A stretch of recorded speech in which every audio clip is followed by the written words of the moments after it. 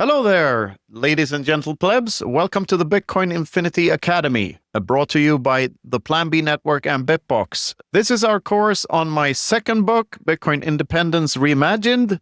I'm Knut Svanholm, and I'm here, as always, with Luke the Wolf. Good morning, Luke. How are you today?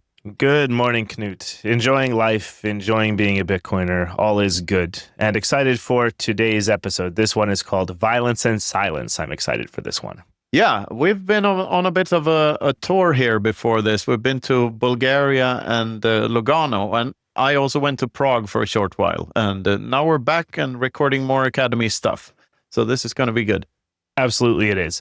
And just a reminder that the best way you can get involved and support the show is to go to our Geyser page, geyser.fund/project/infinity, and sign up for the Bitcoin Infinity Academy. You can join either an individual course or sign up for the full package with our Mithril Adamantium membership. All the details are there. You can enjoy the live recordings if you want to join our discussion group, a whole bunch of other things. So just check that out. And now I think let's dive in. Absolutely. All right. Violence and silence. Around the time that these words were written, a protest fund worth around $70 million intended for the protesters of Hong Kong was frozen over money laundering by HSBC, acting under pressure from the Chinese government. Not your keys, not your Bitcoin is, despite what anyone might believe or wish for, just as true for the traditional banking system as it is for Bitcoin.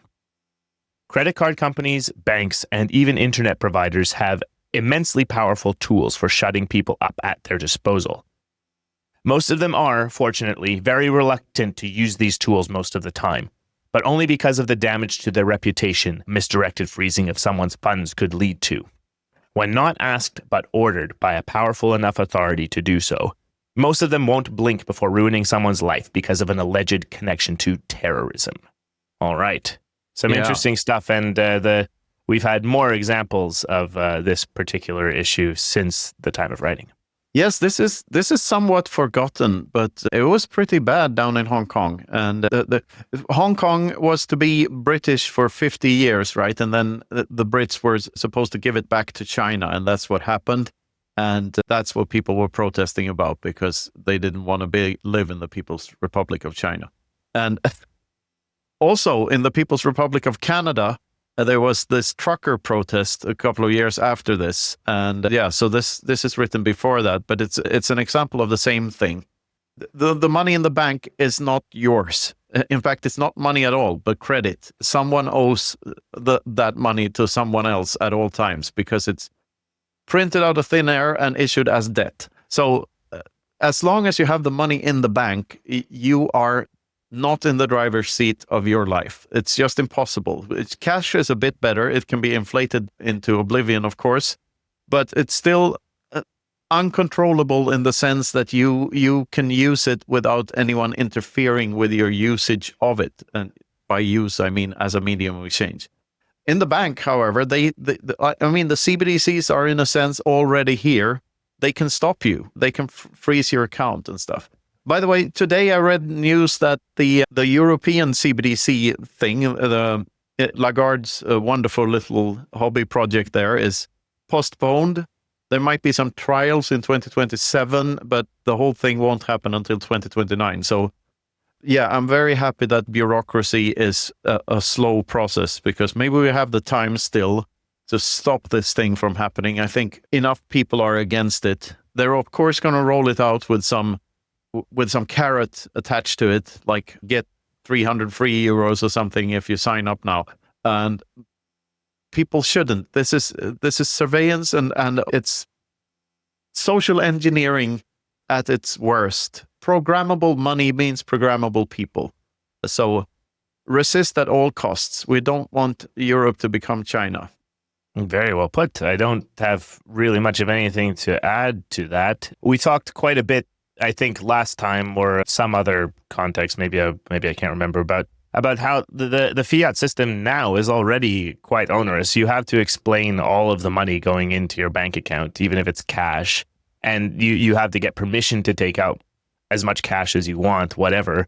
So yeah, Bitcoin providing a way out of that, and Bitcoin being used as money and a way out of the fiat financial system is absolutely what I'm here for. And Bitcoin being this uncensorable medium of exchange, that's it. That's the thing that's going to change the world for the better. Yeah, and just think about the vulgarity of the bank controlling your money. I mean, you own the money, like on paper at least. Theoretically, you own the money, but in reality, they do. And think about how bizarre that is. Like, I mean, you're funding them. The bank wouldn't be anything without people putting money into the bank and taking out loans from the bank. They are dependent on you, and over the decades, they've been able to morph themselves into owning all your shit. So, yeah, I say that a lot, but a bank account is a 2 out of 3 multisig between you, the bank, and the government. And they have the master keys, and you always need the other two's permission. And it's absolutely vulgar because it's not their stuff. You cannot claim that you own your money if you need permission from someone else to use it. Then that's why Bitcoin is the only type of money that you can own, because it's permissionless. That's such an underrated aspect of it. Love it. Let's continue and dig deeper. Of all the numerous forms that governments have taken over the centuries, of all the concepts and institutions that have been tried, none has succeeded in keeping the state in check, Murray Rothbard once concluded. Regardless of your opinion on the legitimacy of the state, it is undeniably very risky to grant any institution this kind of power over people. You might like your government now, but if the other side wins the next election, you might not be too happy with a system that automatically grants them power over people's lives of this magnitude. The creepy thing about letting a third party decide what rules apply at what point in time and to whom is that the system might function perfectly fine until the day that it suddenly doesn't. You can't see it coming. That's the scariest part. Yeah, so some commentary about the political system here. Yeah, and the slippery slope that it is. Even without inflation, it's a slippery slope because you're letting other people decide what's best for you and giving power away to someone else. Like, taxes is basically the idea that someone else is better at spending your money than yourself. And it's baffling to me how many people think that is a good idea. But the whole notion of the free lunch and why politicians are so good at claiming that they're better at spending it than you are is because of the money printing, because they sneakily grab onto more power by printing more money, and therefore it seems like they can provide the public with more and more free lunches when in reality they're just stealing from your kids. And it's such a vile, vulgar system. And unfortunately, it seems like every single democracy is headed this way, or every other form of government as well, even more unfortunately maybe. But so the only solution is to take matters into your own hands and actually opt out.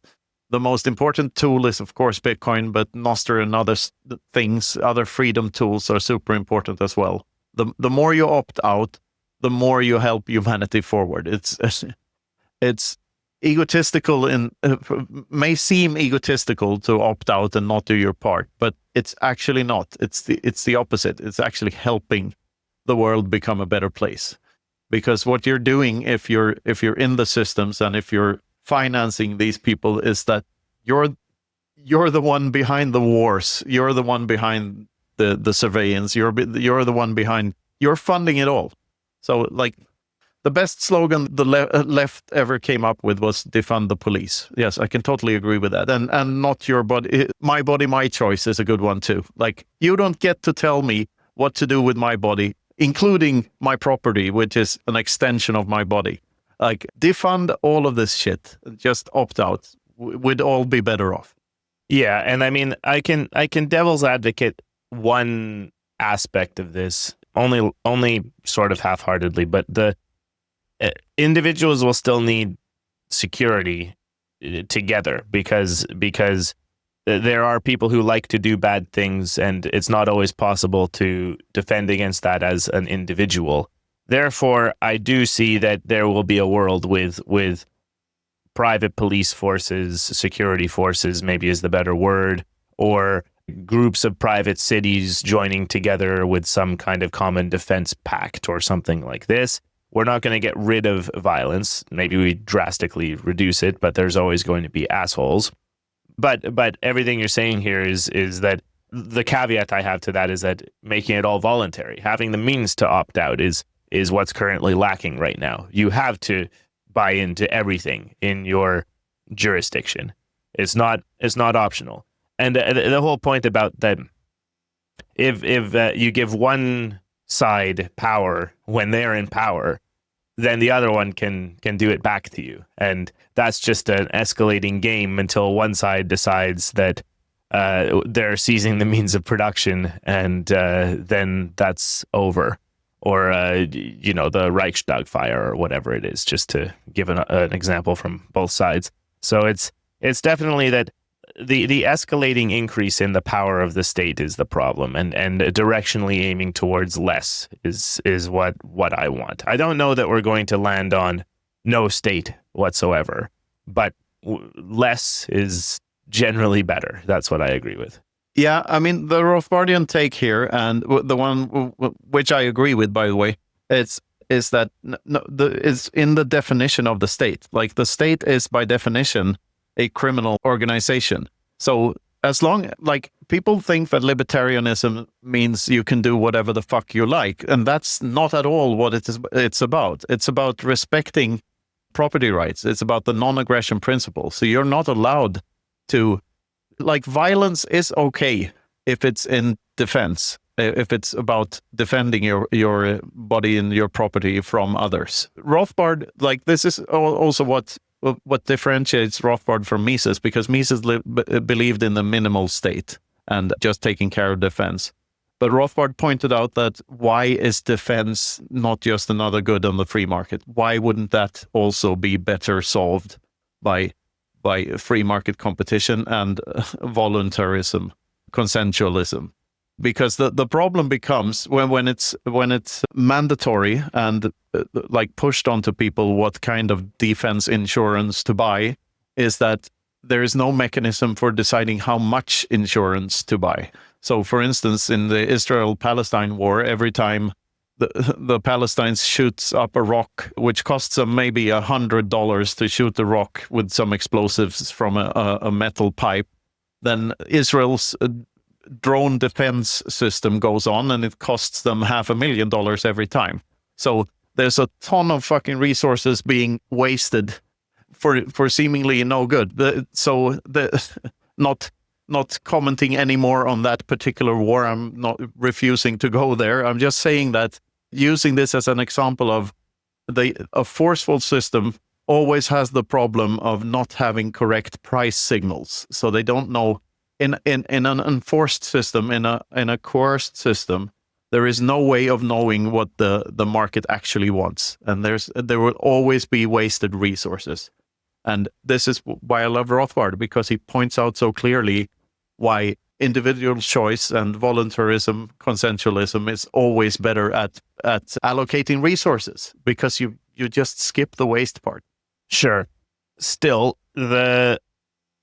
there's a difference between the ideal world and the real world, and it's not necessarily always going to be possible that we land on a place where we can have an entirely voluntarist and consensualist society. Getting as close to that as possible is what I want. Yeah, absolutely. We have to admit that we will never live in such a world. There will always be aggression. However, for me, this is more than a political stance. It's just a way to view the world.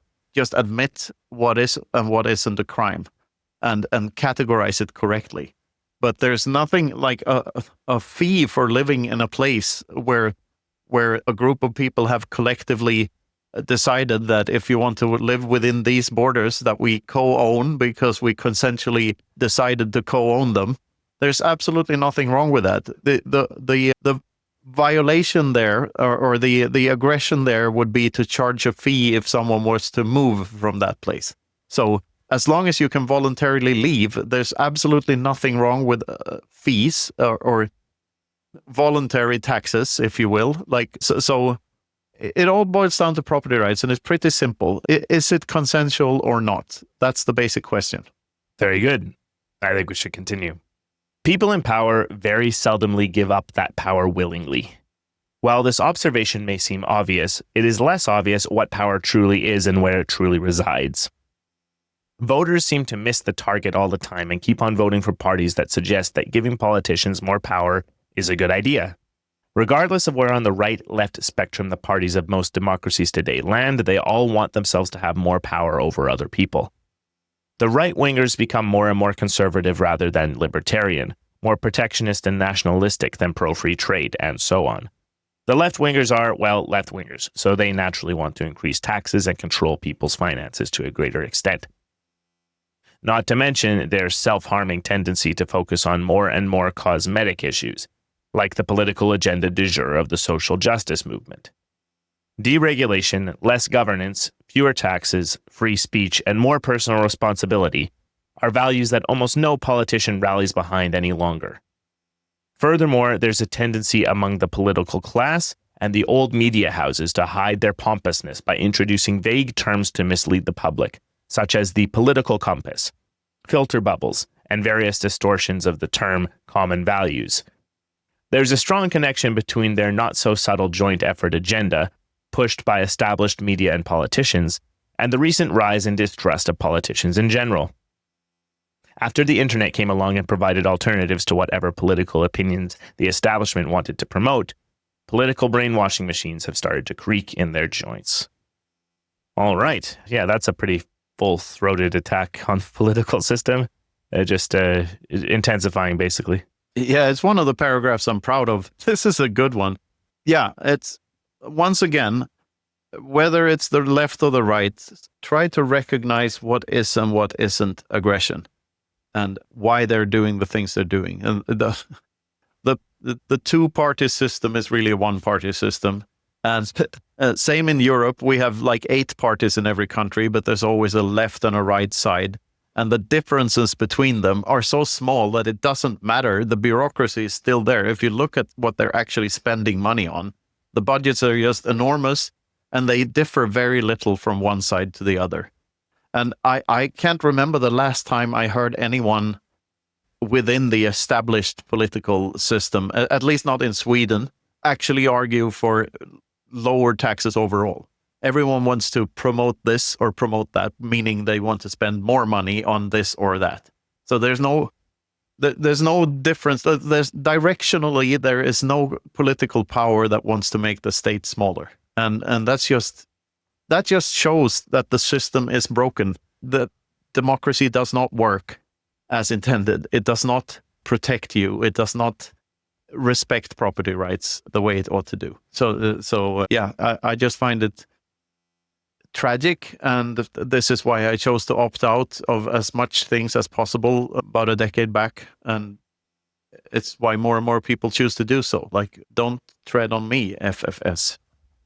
Yeah, I like that you said that democracy isn't working as intended. I think one of the things here is that people who still haven't got this think that they have good intentions in mind and that it's a good thing to let everyone have their voice and decide. But the masses don't really make good decisions together, and certainly not when the political systems are rigged the way that they are. Like most democracies are set up in such a way that it's incredibly trivial to just make it so that the outcome that the establishment wants happens. Whether it's by deciding who gets the funding or the media rights or whatever it is, and putting specific voting rules in place, such as electoral districts or some kind of proportional representation system, which never results in any one power getting anywhere.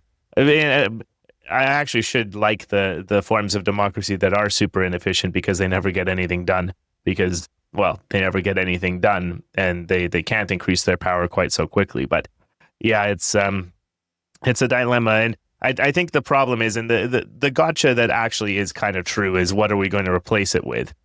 But replacing it with uncensorable money and not caring about what's going on in the the democratic world, that's not a bad start. But it's just, where do we go if we remove democracy? That's the question, right? Maybe the word intended was wrong here, and it's more like not functioning as advertised, because maybe it is functioning as intended. Yeah, that's a common question I get with, like, what do you replace it with? Just free market. And no, it's not about replacing, it's about removing. You don't replace a tumor, you remove it. Like that's the idea here.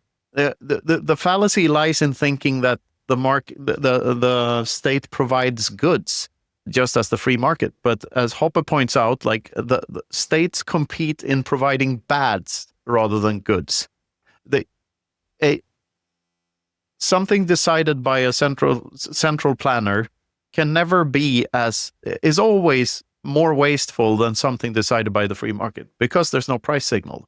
All kinds of interventionism does this to the free market process. The free market is a process. It's the process of people doing things with consent, like doing things because they believe that the thing they do will bring them value. So, and central planning is not. It's just one guy's opinion.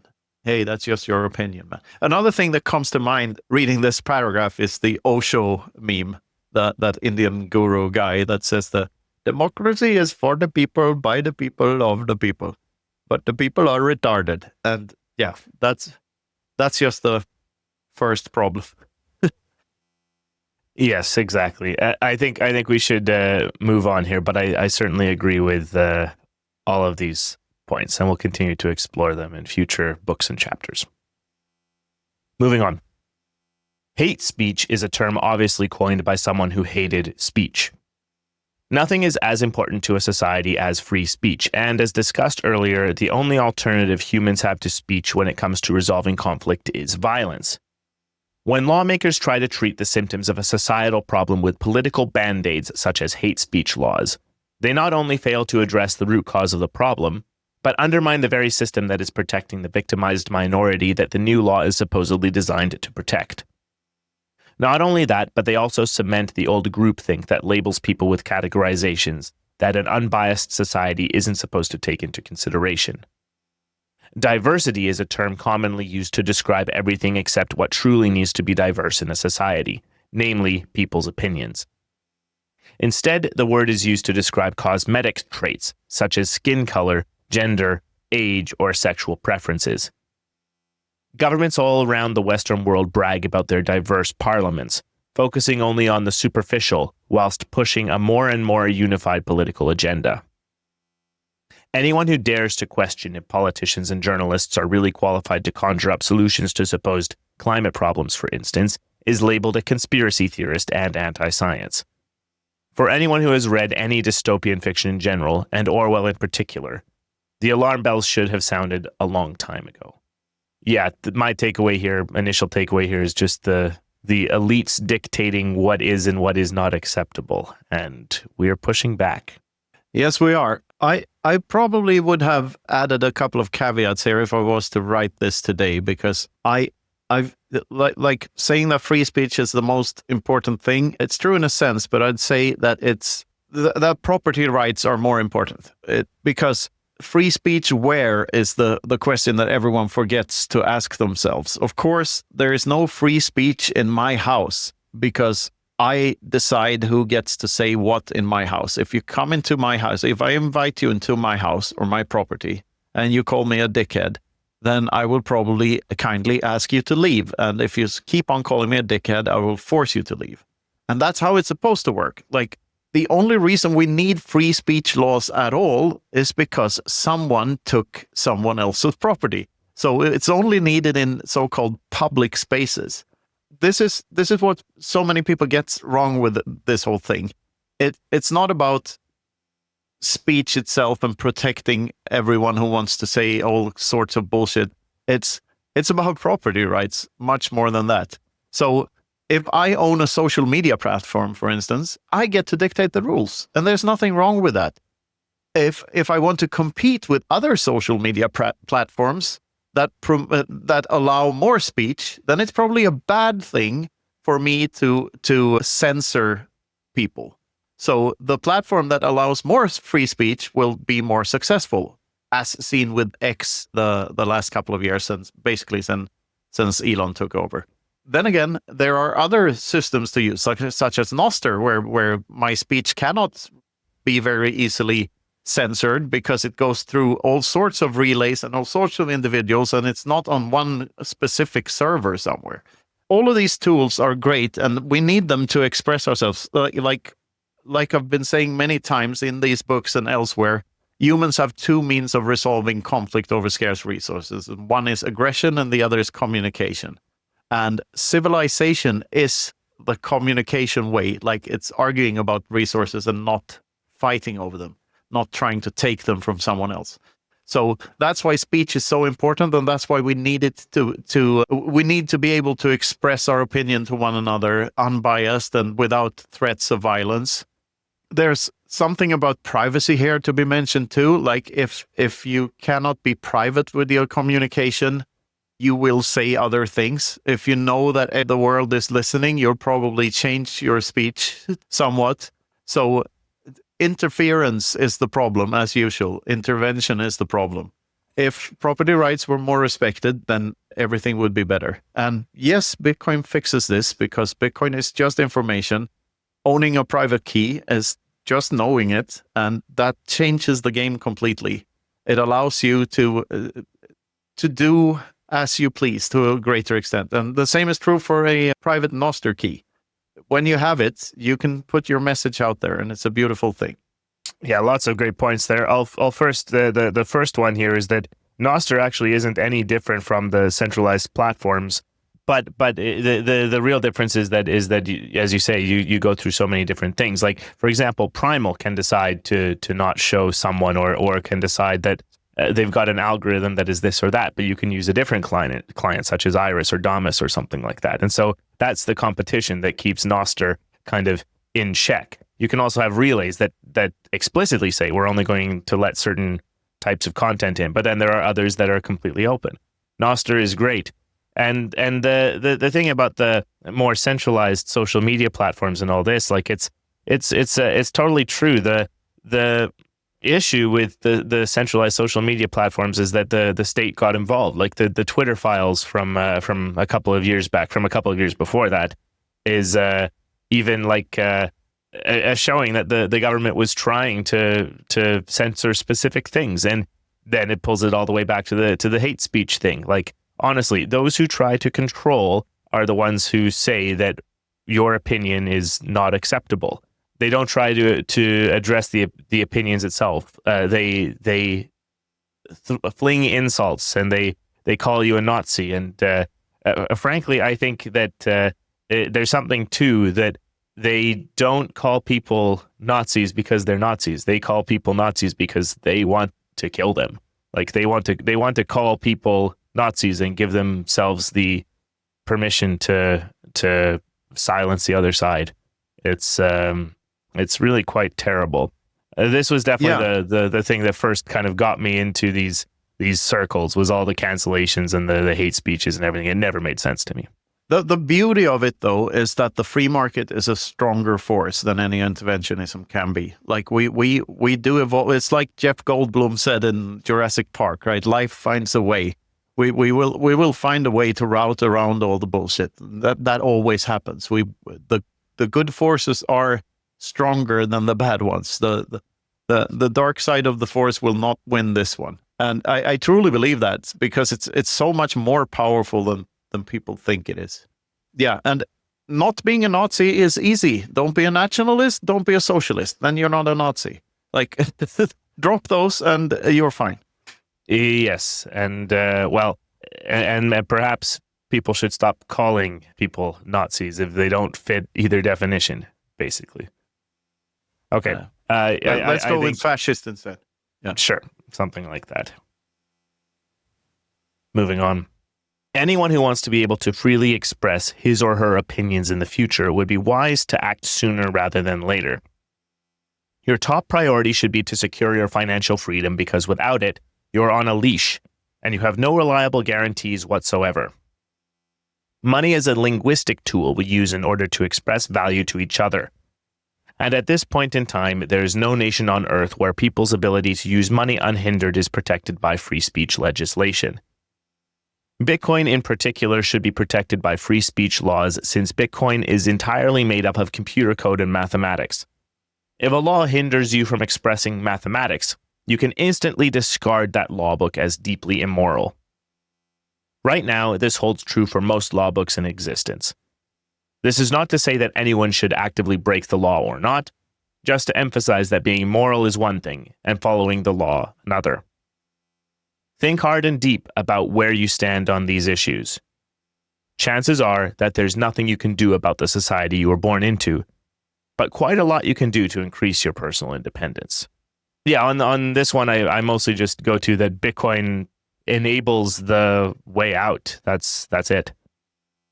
Yeah, and this is hinting at the difference between legal and lawful, which we go in depth into in both Praxeology and Clown World, I believe. And I mean, yeah, regardless of if Bitcoin's code is protected by the law or not, it's still unstoppable. So it doesn't really matter if one jurisdiction bans it or puts up hinders in the way, as long as every other country on earth can keep running their nodes. And it's very dangerous if suddenly the state gets to dictate what a node is and what it isn't. That's a very slippery slope. So this is why I'm conflicted about if I want pro-Bitcoin politicians or anti-Bitcoin politicians. I think that they're both good for Bitcoin in their own ways, but it can be hard to see why an anti-Bitcoin politician would be good for Bitcoin. But it's just to say that mixing Bitcoin and politics is a very dangerous thing, because it is a slippery slope. And when they get to dictate what is and what isn't Bitcoin, then that's an attack vector in my mind. Definitely. And yeah, it's a funny thing here that tying Bitcoin to the free speech laws, basically. And I mean, what's kind of nice is that it seems to be holding up, that there really isn't anything that is considered a legal threat to Bitcoin at this point. Of course, there always could be, but I think the main idea here is that Bitcoin is permeating so many facets of society that it's almost becoming mainstream. And again, you can debate the pros and cons of that, but I think hyper Bitcoinization is going to be bumpy, and it isn't going to be exactly like this, the plebs taking back the power. It's going to be a struggle as mainstream institutions adopt it as well, and nation states adopt it. And we come back to this power struggle. How do you take power away from this state that attempts to grow itself infinitely?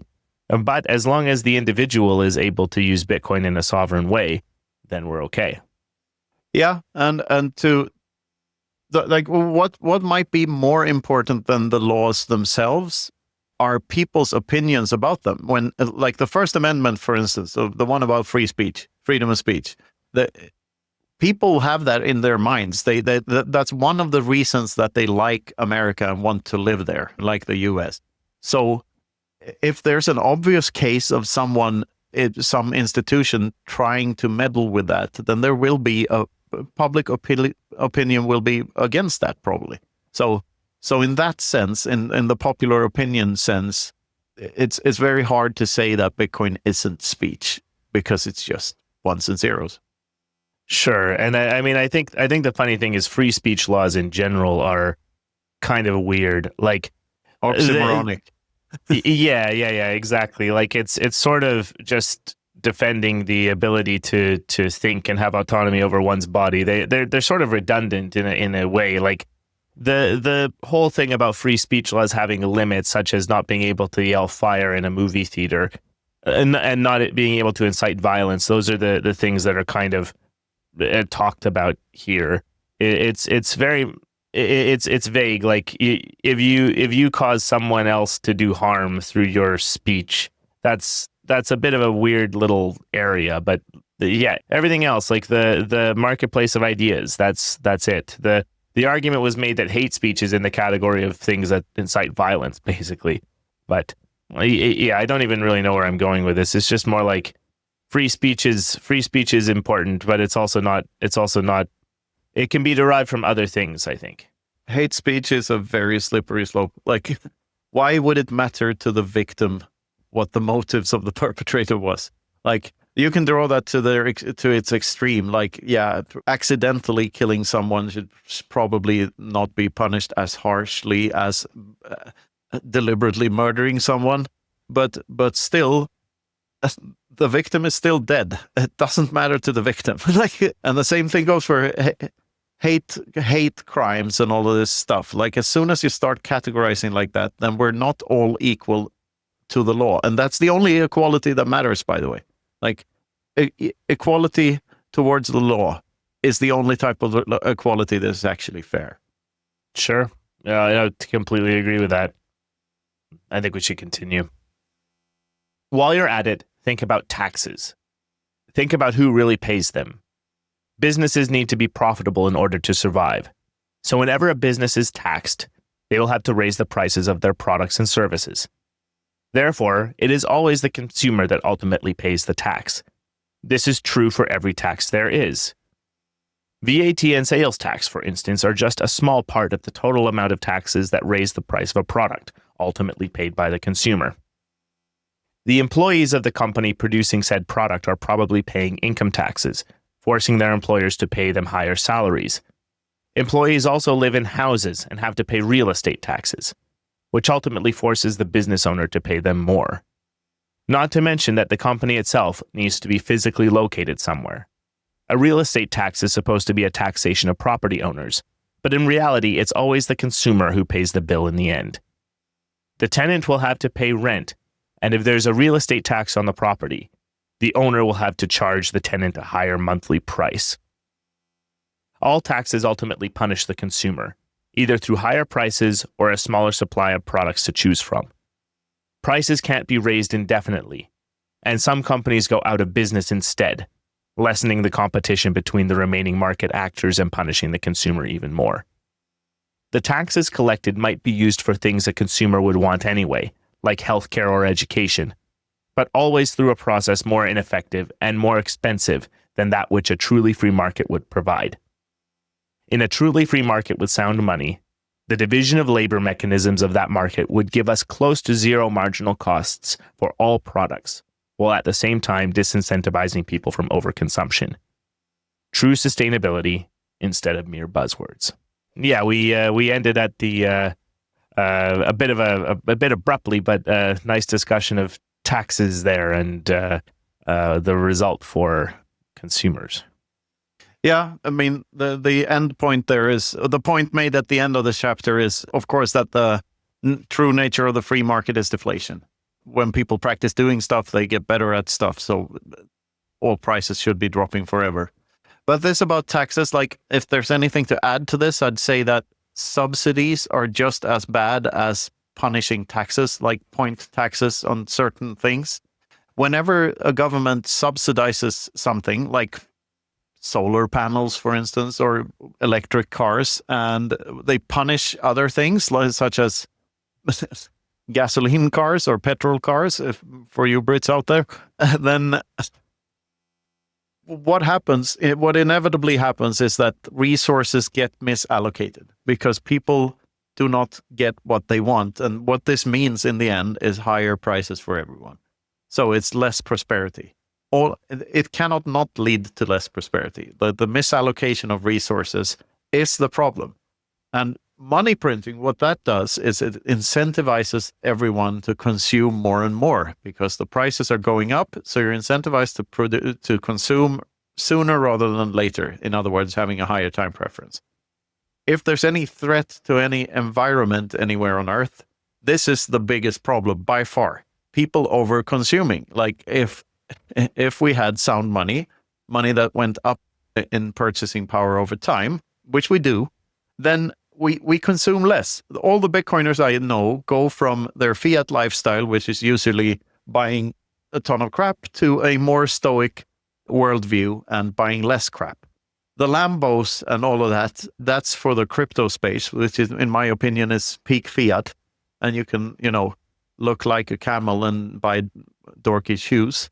But Bitcoiners aren't like that. The true Bitcoiners I know are much more monk-like and don't crave frivolous shit. But sure, we live comfortable lives, but we don't buy shit we don't need, and that solves all the environmental problems. Yeah, the whole issue is just ridiculous, and we've talked about this before. But the taxes upon taxes upon taxes is just such a ridiculous issue. Whenever I see the government raising this tax or another in order to gain a little bit more revenue, like all I see is that, yeah, it's just making things worse for everyone. And I think that's actually one of the key points here, is that whenever the government raises a tax to get more revenue to do something, they're simply doing a misallocation. They're simply distorting the market, and it could have been done better through a free market. They're mandating that something gets done, and they're raising funds by increasing consumer prices in order to do it.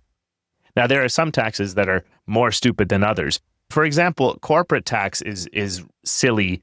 In my view, tax on corporate profits shouldn't exist because it gives the corporations the incentive to spend as much as possible in order to avoid the tax bill, which means that the corporations go out of their way to do all of this inane bullshit just so that they won't have to pay as much, and they're incentivized to spend now rather than later. And so and then everything still gets pushed to the consumer because they have to make a profit anyway. VAT is similar because it raises the tax primarily on those who are least able to pay it. VAT and sales tax basically just says that, well, you're punished for having to buy stuff, and the people who have to buy stuff are the people who are basically only spending their money on food and basic necessities. I can go on and on and on here, but the thing is, simplifying the tax system would be extremely helpful in order to actually show what is really going on, because the real tax rate is, I don't know, over 90%, because money gets taxed over and over and over again. The same money gets taxed. Say you get taxed when you're paid the income tax. You get taxed when you pay the tax bill on your house. You get taxed when you pay for the thing in the supermarket. You get taxed when you try to give it to someone. You get taxed when you try to give it to the person you're inheriting to. You get taxed when you try to leave. It's just so cumulative. It's so cumulative and over the top here. There's an interesting movement now called Georgism, and it's basically the idea of land value tax, replacing all taxes with land value tax. And I didn't hear about it through this Georgism thing. I heard about it initially from Dominic Frisby in his book Daylight Robbery. Yeah, actually a very, very good book about all the bads about taxation. But he basically lands on that he thinks in that book that a land value tax is the most fair tax, and replacing everything with that would be much better. And I can kind of get there, that this would be a good intermediate step, is to shift gradually to one tax only, and then you see exactly what the cost is of that. And the governments just have to deal with less and less and not taxing money every time it moves. But of course, my end goal is that, yeah, get rid of taxes, replace it with fees, because something resembling a government is going to have to operate in places with a natural monopoly geographically. But voluntarism, only do it if you want to, not have it be mandatory, not have the monopoly on violence. That's what I think, basically. Yeah, like it. Regardless of the validity of Dominic's idea there, good luck getting it through. Like it suffers from the same problem as every other thing. Like the people in power are not going to give up that power. That's the problem. So the only tool you have as an individual in your toolbox is to opt out of as many of these systems as possible. Yeah, and also calling a tax rate a percentage is slightly misleading, because we're missing the exponential growth that could have happened hadn't the tax been there. So we're deprived of so much more than we think we are, because it's not a linear thing. You can't really call it a percentage, since you're missing something, a pie that would have been, it's not a percentage of a pie, because the pie itself would have been way bigger had the tax not been there. So this is why it's so vile. And yeah, I'd like, the best way I know of delivering the orange pill instead of the orange suppository is to ask the absolute simplest question. And when it comes to taxes, it's like the first question I ask people is, why do people in the public sector pay taxes? And there is no other reason than to keep up the facade, keep the theater going. Because why would they pay taxes if they're paid by taxes? It makes absolutely no sense. And the only reason is to cover up the fact that they are a cost and not a benefit. I wouldn't even call them adult in that sense, because they're not taking care of their own lives. They're living off of other people's productivity. So this is not to bash every person in the public sector, because you were born into this system, and most people have just not figured out how fraudulent it is. But it's a good question to ask yourself. And the other question is, of course, why are the taxes at all if they can print money? Like, it makes absolutely no sense. So it should be either or, right? Either you have taxes or you print money. Why both? Yeah. And of course, back to the original question, why do prices go up if we get better at doing stuff? Like, all of these things are true. It's just that people never reflect over these things, even though they're so basic. So yeah, it's vile. And I think the biggest thing here is that people are unable to see the path not taken. It's back to Bastiat and the seen and the unseen. We don't know how much better we would have had it had there been no taxes. Like, it's impossible to see, because we do not experience the exponential growth that could have happened. And I think that's why I'm so insanely bullish on Bitcoin and much more optimistic than the average Joe, because I don't see this as a switch to another linear system. This is a switch to something completely different, a true utopian future. Without exaggeration, I try to debunk myself all the time about this, but I truly believe it's a way bigger societal change than people can even imagine. They're just scratching the surface if they think that it will solve a single issue. Like, it solves everything. Yeah, the TLDR and the bottom line on this particular thing is that Bitcoin is the way out. And I've just been thinking a little bit about what is the point of even this academy thing, and we've often talked about ourselves as being conviction deepeners. But I think if you're here listening and following along with us and learning and wanting to grow and go deeper, it's not just conviction deepening. These are tools in the toolbox of helping your friends and family to come onto this particular train and adopt Bitcoin and opt out. And, I think these ideas are just over and over and over again. It's Bitcoin is the way out, and Bitcoin helps to create a better future. That's what I'm here for. And the state is the enemy. Yeah, something like that. Something like that. I think this has been a great episode. Anything more to add about this one?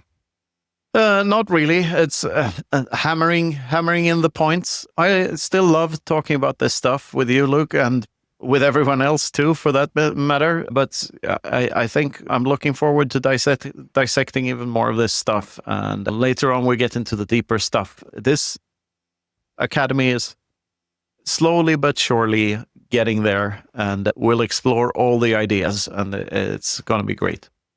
Absolutely. Well, with that, I think we should just give a shout out to our friends at Plan B Network. We were just in Lugano, which was amazing. They have a fantastic new POW.space, or proof of work space there now. There's so many exciting things going on with the Plan B organization in general, and Plan B Network with their educational initiatives. It's just so awesome to be a part of.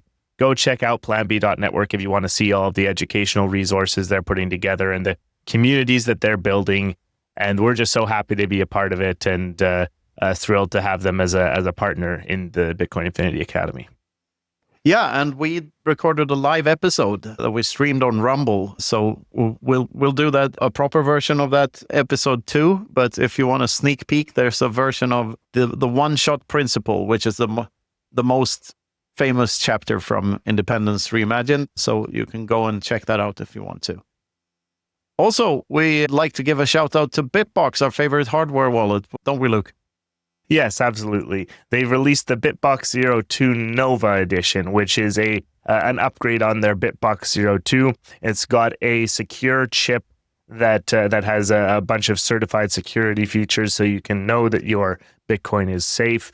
And they've added iOS compatibility, which means that you can use it on whatever device you want. Check it out. Go to bitbox.swiss/infinity, and you can get our discount and help support the show that way.